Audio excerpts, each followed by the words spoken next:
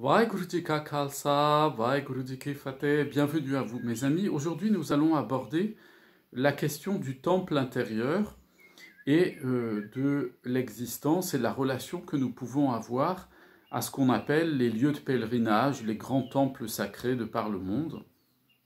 Et pour cela, nous allons tout de suite nous rendre dans la Bani, au an 491, au verset 17, où Guru Amar Das Ji Sahib nous enseigne Eoman kasi sapetirat simrit satikuritia pujae. Dans la conscience, on trouve Bénarès et tous les saints lieux de pèlerinage, ainsi que tous les textes des rituels sacrés. Satikuritia pujae, le Satguru l'a lui-même expliqué, a expliqué cela, nous l'a expliqué. Donc ici, Guru Amar Das Ji Sahib, quand il fait référence au Sadguru, au maître véritable, il fait référence au Seigneur Vaheguru lui-même dans le fait qu'il se manifeste au travers de l'enseignement de nos maîtres de mémoire bénis, notamment depuis Guru Nanak Dev Ji, et au travers d'ailleurs de toutes les formes de révélation qui ont été données à travers les siècles. Donc pour comprendre ce qui veut nous être enseigné, on a bien entendu déjà que Guru Amar Das Ji nous dit que eh bien, c'est à l'intérieur de l'être humain, de la conscience de l'être humain, que l'on va trouver Bénarès, c'est-à-dire Bénarès, c'est le lieu de pèlerinage par excellence dans l'Inde védique, dans l'Inde traditionnelle issue du védisme et puis plus tard de l'hindouisme. Et donc il fait référence à ce lieu-là, qui est aussi le lieu d'immersion dans le Gange, de purification, dans lequel on déverse les cendres des morts pour qu'ils aient une bonne réincarnation, ainsi de suite. Donc c'est un centre spirituel et un lieu de temple qui est particulièrement important. Or, Guru Amar Das Ji nous dit en fait, eh bien, Bénarès, on ne le trouve pas à l'extérieur de nous-mêmes, mais bien à l'intérieur de notre conscience. Et de la même chose, dit-il, pour tous les lieux de pèlerinage, c'est-à-dire tous les lieux sacrés de par le monde entier, avec les rituels qui les accompagnent. Et il nous dit, le Sadguru nous l'a expliqué, c'est-à-dire que le Seigneur Vaheguru, au travers de Guru Nanak Dev Ji, nous a expliqué ce que cela voulait dire. Donc, nous allons essayer ensemble de comprendre. Pour cela, il faut remonter quelques versets plus haut, où nous lisons Harechara nerite vasai tu kilvik hovenas. Ce qui veut dire que enchasse, enferme, enferme les pieds de lotus du Seigneur à l'intérieur de ton cœur, ça veut dire attache-toi à une relation amoureuse au Seigneur Dieu, et toutes tes fautes seront effacées. Et il poursuit en disant Panchapu Atma Vasakarai Tatirat Karai Nivas. Si ton âme parvient à dominer les Panchapu, ici Panchput, quand il est écrit, le mot est écrit en entier, si son âme parvient à dominer les 5 éléments, à maîtriser les 5 éléments fondamentaux, donc l'air, le feu, et ainsi de suite, alors tu seras parvenu dans la maison du véritable temple sacré, du véritable lieu de pèlerinage. Donc ici, nous voyons que Guru Sahib nous explique que le véritable lieu de pèlerinage, le véritable temple sacré, c'est lorsque notre conscience, lorsque notre esprit, notre nature divine en nous, a réussi à soumettre les 5 éléments, c'est-à-dire qu'elle a réussi à voir au travers de toute la création physique matérielle du Seigneur Vaheguru, à voir la manifestation du Seigneur Vaheguru lui-même. Alors, nous dit Guru Amar Das Ji Sahib, il nous dit, alors tu auras trouvé le temple sacré véritable, tu auras trouvé le vrai lieu de pèlerinage. Pourquoi est-ce qu'il fait référence à ça, aux 5 éléments, et au lieu de pèlerinage, et au fait que si on domine ces 5 éléments, eh bien à ce moment-là, on a trouvé le véritable temple sacré, puisque un lieu de pèlerinage, c'est toujours autour d'un temple qui a un caractère éminemment sacré et important. Pourquoi? Parce que dans la tradition védique, mes amis, mais de par le monde entier, pas seulement dans la tradition védique, on le retrouve dans toutes les traditions religieuses du monde qui se sont organisées autour de grands sanctuaires sacrés, autour de temples sacrés, de points, de lieux sacrés géographiquement sur la Terre. Eh bien, c'est parce qu'en fait, ces temples sacrés de par le monde ne sont pas destinés au départ à être des lieux dans lesquels on va prier. Ils ont été au départ créés par les hommes parce que ce sont des lieux de connexion physique de par le monde avec un des 5 éléments qui ont permis au Seigneur Vaheguru de faire surgir l'ensemble de ce que nous voyons autour de nous, de la réalité de la création divine physique. Et donc, chaque temple de par le monde, chaque lieu de pèlerinage sacré de par le monde est une manifestation, un des moyens de connexion à l'un des 5 éléments constitutifs de la création divine. Et voilà pourquoi ces lieux, à l'origine, étaient créés pour que les hommes puissent aller s'y ressourcer au sens de se connecter au Seigneur Vaheguru au travers d'une des dimensions des Panchbhut, au travers de l'un des 5 éléments. C'est pour ça que vous allez avoir des temples qui vont se trouver au bord de cours d'eau, parce qu'ils permettent la connexion au Seigneur Vaheguru au travers de l'élément eau. Vous avez d'autres qui se trouvent tout en haut des montagnes, très très en hauteur, perdus dans les cimes des montagnes. C'est parce qu'ils permettent la connexion avec l'élément air, la connexion au Seigneur Vaheguru au travers de l'élément air qu'il a créé. Vous allez en avoir certains qui sont enterrés dans les sous-sols, qui sont des temples cachés dans des grottes et dans les profondeurs, dans des grottes qui se trouvent dans les profondeurs de la terre. Quelquefois, il faut descendre très longuement pour pouvoir y accéder. Eh bien, ces temples-là sont faits au départ pour permettre une connexion au Seigneur Vaheguru au travers de l'élément terre. Vous en avez d'autres qui sont créés au bord de volcans ou qui sont créés au bord de lieux où vous avez des geysers d'eau brûlante qui échappent en permanence. Eh bien, ces lieux de culte-là, ces lieux de pèlerinage-là sont faits au départ pour établir une connexion avec le Seigneur Vaheguru au travers de l'élément feu. Et puis vous en avez certains qui sont positionnés à des endroits où ils cumulent ces 4 premiers éléments et ils permettent une connexion au Seigneur Vaheguru au travers de l'élément que l'on appelle l'éther, l'akash, en sanskrit, ou en Punjabi, Akasha, Akash. Eh bien, ce sont des lieux qui permettent cette connexion avec cet élément qui est l'élément de l'éther, c'est-à-dire la matière créée mais qui est invisible, ce qui relie électriquement les atomes des 4 premiers éléments que j'ai cités entre eux. Et donc vous voyez qu'au départ, ces lieux de pèlerinage, ces temples sacrés qui existent à travers le monde, sont faits pour permettre aux hommes d'avoir une connexion par le physique au Seigneur Vaheguru.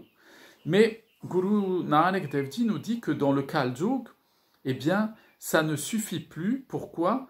Parce qu'il y a un tel assombrissement spirituel que les humains ne savent plus faire fonctionner la connexion entre le monde matériel physique et le monde immatériel, qui est le monde de l'éther, dans lequel on trouve tous les êtres du monde physique mais invisibles qui sont créés, et qui donne un accès à la présence, c'est-à-dire à la perception de la nature divine profonde du Seigneur Vaheguru lui-même. Et ça, ces enseignements-là, ces manières de faire-là, au travers des rituels qui ont été transmis, la sagesse qui allait avec, le Gyan, la sagesse divine qui allait avec, s'est perdue. Et de nos jours, dans le Kal Yuga, eh bien, c'est ce qui fait fondamentalement défaut aux populations humaines sur Terre. Et donc aujourd'hui, tous ceux qui se rendent dans les lieux de pèlerinage, dans les temples sacrés, eh bien, ils n'arrivent pas à établir cette connexion parce qu'ils ne sont plus que dans des rituels qui sont vides parce qu'il manque l'énergie qui était transmise aussi par le savoir, par le Gyan, la sagesse divine. Et il y a eu une rupture qui a été créée. C'est normal, c'est le Kal Yuga, c'est comme ça. Guru Nanak Dev Ji nous explique que dans le Kal Yuga, il y a une perte de la transmission de toutes les connaissances, de la transmission des savoirs, que ce soit d'un point de vue spirituel, mais aussi intellectuel et aussi physique, j'allais dire presque technique, hein, au sens de l'artisanat, la transmission du savoir-faire. Et donc, au travers de ça, Guru Nanak Dev Ji, et là ici, au travers de la bouche de Guru Amar Das Ji Sahib, nous enseigne que dans le Kal-Yug, le lieu de pèlerinage le plus sacré qui existe, le plus accessible et dans lequel cette connexion-là demeure permanente à condition de l'activer, et c'est le seul moyen que nous avons aujourd'hui d'activer cette connexion, eh bien, c'est au travers du temple intérieur de la conscience, du temple de notre conscience. Et voilà pourquoi Guru Amar Das Ji nous dit ici que c'est en enchâssant dans notre cœur, enchâsser ça veut dire c'est quand on prend un diamant et qu'on le sertit, vous savez, on le fait tenir avec des petits crochets d'or sur une bague ou sur un collier, ça c'est ce qu'on appelle donc sertir, et son équivalent en fait, son synonyme en français c'est enchâsser, hein, c'est vraiment, vous voyez, c'est protéger soigneusement et en même temps conserver avec soi. Et bien Guru Amar Das Ji Sahib nous dit que lorsqu'on enchâsse dans notre cœur, c'est-à-dire que l'on fait nôtre en nous la dévotion amoureuse au Seigneur Vaheguru, non seulement nos fautes, c'est-à-dire les déviances qu'il y a en nous, où à chaque fois nous partons à droite et à gauche, nous nous dispersons dans notre vie spirituelle, non seulement ça disparaît, mais en plus, ça nous permet d'acquérir une maîtrise des 5 éléments, c'est-à-dire que on se met intérieurement à comprendre les connexions qui existent entre les 5 éléments fondamentaux créés par le Seigneur Vaheguru et qui ont permis de faire surgir la création physique, et donc de se connecter au Seigneur Vaheguru lui-même. Et il dit, lorsqu'on découvre ça en soi, eh bien, on découvre le temple sacré de la conscience qui est en nous, c'est-à-dire le lieu de pèlerinage suprême. Et il poursuit en nous disant Man mukeo man mukade hesoti kitchehu napai. C'est-à-dire que l'esprit de celui qui est centré sur lui-même, de celui qui est centré sur son ego, attaché à son ego, sur le manmuk, est insensé. Il ne comprend pas le sens de la vie spirituelle. Il n'obtient aucune compréhension de tout cela. C'est-à-dire, celui qui est attaché à lui-même, il va rechercher toujours dans des choses extérieures le moyen de se connecter au Seigneur Vaheguru. C'est-à-dire qu'en fait, il va penser que la connexion au Seigneur Vaheguru provient de l'extérieur de lui-même, alors que le Seigneur Vaheguru est déjà présent en lui, mais il ne le voit pas, il ne peut pas le comprendre. Il a toujours besoin de quelque chose, d'une béquille, il a toujours besoin de quelque chose qui est de l'extérieur. Et ça maintient l'être humain dans un état d'ignorance spirituelle. Ce qui ne veut pas dire, Guru Sahib ne nous dit pas qu'on n'a pas besoin de support extérieur qui nous encourage et qui nous aide dans la pratique spirituelle. Bien entendu, on le voit nous dans notre tradition, dans notre lignée spirituelle sikh, eh bien, il y a des choses extérieures, il y a des prières que l'on fait, des récitations de textes sacrés que l'on fait le matin et le soir, il y a des prosternations qu'on fait devant le Shri Guru Granth Sahib Ji Maharaj pour marquer notre respect, notre dévotion, et l'adoration que nous avons pour la manifestation du Seigneur Vaheguru dans sa parole, dans sa sainte Gurbani. Il y a aussi d'une certaine manière un protocole rituel, un rituel en fait, hein, religieux, un protocole dans la manière d'accompagner le lever de Shri Guru Granth Sahib Ji Maharaj et d'accompagner son coucher, de pouvoir prendre un hukam, c'est-à-dire de prendre un enseignement, de la manière de toucher les angles qui le constituent, de l'approcher, de se laver les mains avant, ainsi de suite. Donc on voit bien qu'il y a des formes extérieures ritualisées et que nos maîtres de mémoire bénie ne sont pas contre ces formes extérieures ritualisées, mais ils nous mettent en garde en disant attention, ne perdez pas de vue que si vous vous basez que sur ces formes extérieures ritualisées, vous allez finir par croire que c'est quelque chose de l'extérieur qui va permettre la mukti en vous, la libération spirituelle. Or, nos maîtres de mémoire bénie nous disent que le lieu le plus sacré, le temple le plus sacré, le lieu de pèlerinage le plus saint dans lequel nous puissions rencontrer le Seigneur Vaheguru, eh bien c'est notre conscience, c'est nous-mêmes en fait, c'est à l'intérieur de nous. Nous sommes nous-mêmes le temple de la présence divine. Et Guru Sahib de poursuivre en nous disant Harikanam Nabujiya Antagaya Pashutae. C'est-à-dire qu'il dit que celui qui est centré sur lui-même et donc qui est dans des attachements très extérieurs à aller faire des pèlerinages, des rituels, etc., il dit pas que c'est mal de faire ça, il dit que le problème, c'est de s'attacher à ça en pensant que c'est ça qui va nous produire quelque chose spirituellement. Eh bien, il dit, il ne comprend pas le nom du Seigneur. Le Nam, qu'est-ce que c'est? C'est l'essence divine du Seigneur. C'est-à-dire, il ne comprend pas que il est la manifestation du Seigneur. Donc, aller chercher le Seigneur dans un lieu, c'est penser que le Seigneur n'est pas en nous-mêmes. C'est ça que nous dit ici Guru Sahib. Et il nous explique que Antagaya Pashutai, à la fin, il se retrouve en fait, démuni. À la fin de sa vie, c'est quelqu'un qui se retrouve sans secours, qui se retrouve complètement démuni. Et de là, Guru Sahib nous dit, le premier verset que je citais au début de cet enseignement,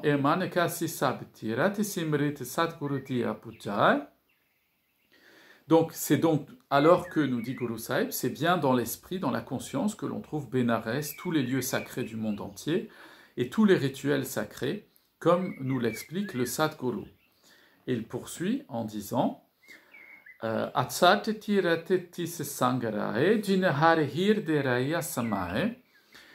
les 68 places, les 68 lieux de pèlerinage, les 68 temples sacrés demeurent ne sont en fait, nous dit Guru Sahib, qu'un seul lieu sacré. Et ce lieu sacré, nous dit Guru Sahib, c'est celui dont le cœur est rempli par le Seigneur, sous-entendu rempli par l'amour du Seigneur. Et de conclure, Nanak Satguru Miliye Hukam Bhutiya Ekvasiya Maneae. Ô Nanak, en rencontrant le maître véritable, en rencontrant le Seigneur Vaheguru, eh bien, on comprend l'ordre, le hukam divin, on comprend l'ordre cosmique que Dieu a voulu dans sa création.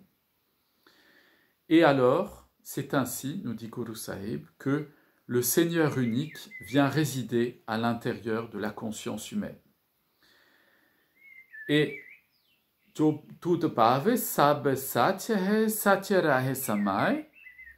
ceux pour lesquels il t'a plu de leur accorder d'être vrais au Seigneur demeurent perpétuellement absorbés en toi. Et donc vous voyez mes amis, dans l'enseignement de ce jour, Guru Sahib nous explique que, en fait, c'est vraiment en développant en nous l'amour dévotionnel. Et l'amour dévotionnel ne se contente pas d'un rite qui est vide et creux. Répéter des prières tous les jours, faire des rites tous les jours, sans amour, c'est ça que nous enseignent nos maîtres de mémoire bénis. Eh bien, c'est la mort spirituelle, mes amis. C'est l'errance spirituelle. On se trompe et on n'aboutira jamais à la libération spirituelle en faisant. Par contre, si dans les rites quotidiens que nous observons, par exemple en récitant tous les jours notre Nitnem, les textes sacrés de la Bani le matin et le soir, si nous le faisons mécaniquement et systématiquement tous les jours, comme ça peut hélas et ça arrive assez souvent, eh bien c'est un rituel qui est vide. Si nous nous rendons dans des gourdoirées, si nous nous rendons à Amritsar, pour s'y rendre parce qu'on veut absolument se baigner dans le Sarovar, parce qu'on veut absolument avoir le darshan du Shri Guru Granth Sahib Ji Maharaj dans le temple, dans le Harimandir, le Darbar Sahib, pour dire voilà, je suis allé en pèlerinage là-bas, etc. On se trompe quand on fait ça, mes amis. Parce que si le cœur n'est pas rempli d'un amour dévotionnel pour le Seigneur Vaheguru, tout ça, ce sont des rituels vides et qui ne servent à rien. Enfin, non, ils ne servent pas à rien. Au contraire, ils empêchent l'évolution de la vie spirituelle.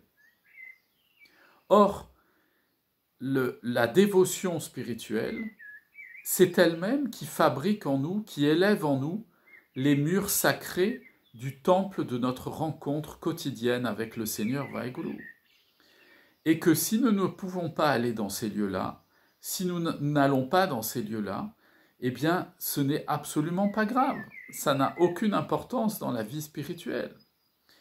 Pourquoi? Parce que Guru Sahib nous explique que le temple véritable, il est bâti en nous par l'amour que nous avons pour le Seigneur Vaheguru et la compréhension que nous avons de son hukam, c'est-à-dire de sa volonté qui s'exerce sur toute sa création et dans notre vie en particulier, qui est le fait de nous détacher de notre ego par la méditation amoureuse incessante de sa nature divine et de son saint nom. Voilà la clé, mes amis, de la vie spirituelle. Voilà où se trouve le temple sacré.